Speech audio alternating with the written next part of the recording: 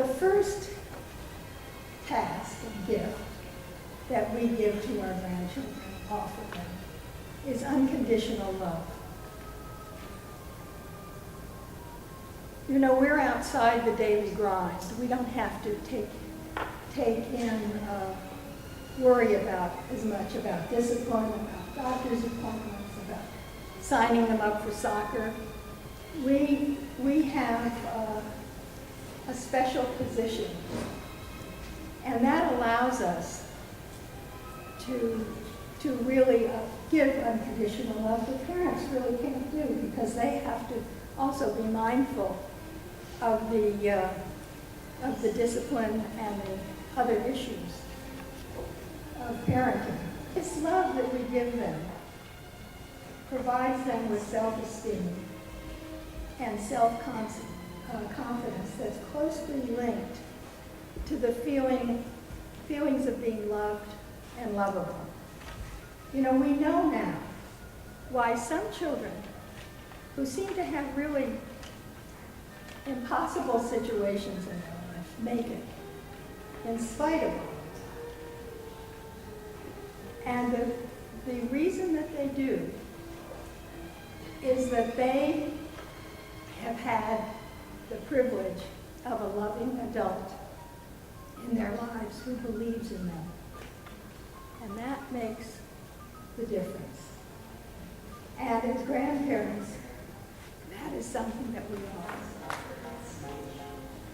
all. You know, self-esteem isn't something we acquire and lock up in the safe deposit box and have forever. It's more like a bucket with a hole in it. And some holes are bigger than others. And it needs to be constantly replenished in order to stay at a healthy level. So the children need continual reinforcement, continual support, continual love from us.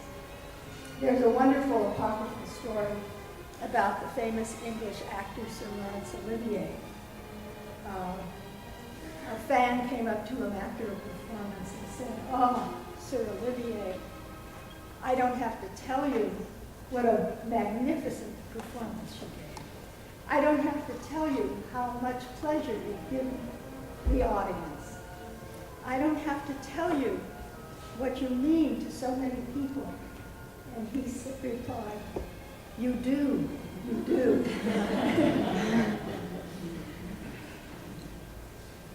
There's a quote from Dostoevsky: "There's nothing higher and stronger, more wholesome and good for life than some good memory, especially a memory of childhood." The second gift that we offer is modeling a good life. And we don't really have to do anything directly for this, but our children and our grandchildren are watching us. They're watching the way we live our lives and our values. And if we live our lives with enthusiasm, with purpose, then they feel the future holds good things. If they see us deteriorating, depressed, not active and embracing life, then that sends a very sad and ominous message for them. So we need to stay healthy, not just for ourselves, but as a model, because they are watching us. And I had a wonderful experience with my mother. After my father died, she announced to the family that she had a new job. And it was such a relief to all of us to know that she was going to be engaged in something exciting. She had been an actress, and she was going to be teaching acting at the Braille Institute. So it kept her very busy looking for plays and going to the library and reading and meeting new people. And what a wonderful thing for her, but I realized how wonderful it was for the rest of the family to know that we didn't have to worry about her. And that's a great gift. The third gift and task is providing family continuity. We connect the grandchildren to their history. We let them know that they belong to a family with a history, with roots. And that is so grounding. They belong to something greater than themselves. There was a story from Kareem Abdul-Jabbar, the great athlete, who talked about the stories that his grandmother used to tell him. She told him that they were descended from the great kings in Africa. And he said, I knew that was in me. And that helped me to believe in myself. And you can almost feel what it would do for a child to feel that some greatness is in them, and that therefore they can do so much more. We need to create rituals, family meals, holidays, keep showing up just like we do.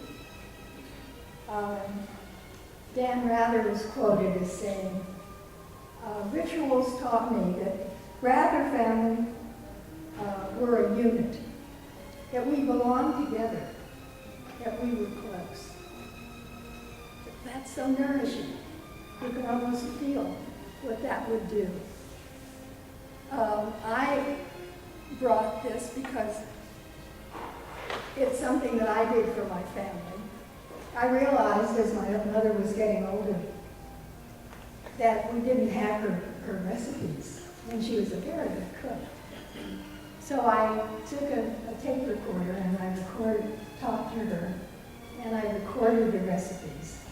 And it's very easy to do. I think a lot of these things really don't have to be elaborate. And this is it. We called her Red Hair. She had red hair. And I used a picture of her when she was an actress, younger, quite beautiful. But I added some stories that I remembered from my childhood. And I used her words verbatim. So it's really something lovely. I gave it out as a gift, kind of a favor, at her 90th birthday party. But all my grandchildren have one. And it's something that they refer to. My kids, my daughters especially, sometimes call them and say, well, I just made Grandma's recipe. So it keeps that history alive. They feel like she's with them. And what a gift that is. If you don't have roots, if you don't know where you come from, it's much more difficult to know where to go.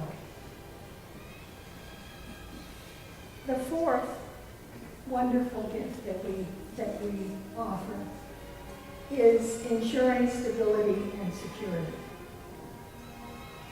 I love the saying, family is a place where when you go there, they have to let you in. It's really true. And family is a place. My daughter Susan said to me, Grandma and Grandpa's place is like part of my compass.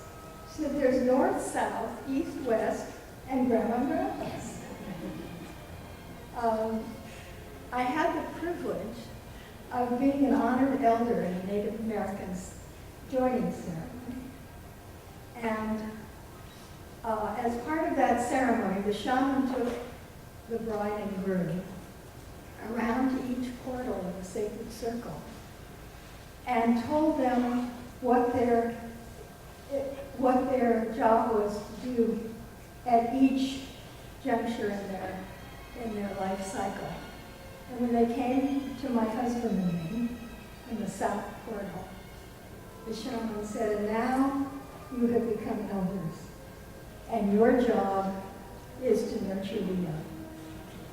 And that is our job, and what a wonderful purpose it gives us. Because we need to live with purpose. Without that, life gets a little drab. And so, we help our children to feel a part of the family. It gives them roots. So we give them roots where they can take risks and know that there's a helping hand if they fall down. And we give them wings by letting them try out new things. It's a great gig. And when children are denied this, all of this is lost to them. What a great pity for everybody. And that's why we're here today, because we want to help as many children as we can to be able to enjoy the fruits that grandparents can offer. But grandparenting is also a slippery slope because we're not in charge. A grandmother told me this story. Her little grandson was staying overnight. And she said, well, it's 8:30. Your mother told me that it was your bedtime and you have to go to bed. And he stopped and looked at her for a moment. And he said, but aren't you her mother? And there's the slippery slope because we're not in charge. And that is very tough. Once we were, no longer. Grandparents cannot drop out and not be missed. And our children are worth fighting for. That's why we're here. To never give up. To keep finding new ways. And to keep in mind the goal and to do more. I will do more. I will do more than belong. I will participate. I will do more than care. I will help. I will do more than be friendly. I will be a friend. I will do more than be fair. I will be kind. I will do more than forgive. I will love. I will do more than earn. I will enrich. I will do more than teach. I will serve. I will do more than live. I will grow. And I ask you all to do more. Thank you.